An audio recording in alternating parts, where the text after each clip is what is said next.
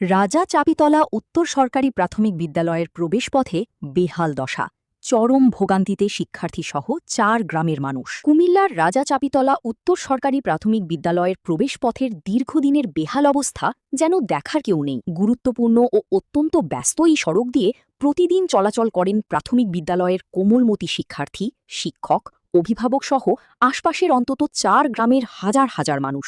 অথচ দীর্ঘদিন ধরে সংস্কারের অভাবে জনদুর্ভোগের প্রতীকে পরিণত হয়েছে রাস্তাটি। স্থানীয় সূত্রে জানা যায়, এই পথ ধরেই রাজা চাপিতলা উত্তর সরকারি প্রাথমিক বিদ্যালয়ের পাশাপাশি সামনে অবস্থিত কিন্ডারগার্টেন, উচ্চ বিদ্যালয় ও কলেজে যাতায়াত করেন শত শত শিক্ষার্থী।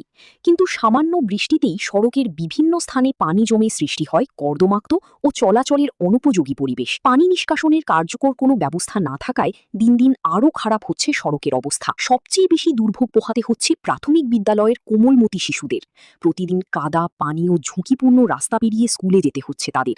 শুধু শিক্ষার্থীরাই নয়, অসুস্থ রোগী, জরুরি সেবা প্রার্থী, বয়োবৃদ্ধ ও সাধারণ পথচারীদের কাছেও এই সড়ক এখন এক আতঙ্কের নাম। স্থানীয়দের অভিযোগ, রাস্তাটি টেন্ডার সম্পন্ন হওয়ার কথা শোনা গেলেও বাস্তবে কাজের কোনো অগ্রগতি চোখে পড়ছে না।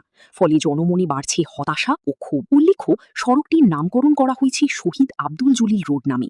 তবে স্থানীয়দের মতে, একজন শহীদের নামের সঙ্গে জড়িয়ে থাকা এই গুরুত্বপূর্ণ সড়ক আজও পায়নি তার প্রাপ্য মর্যাদা।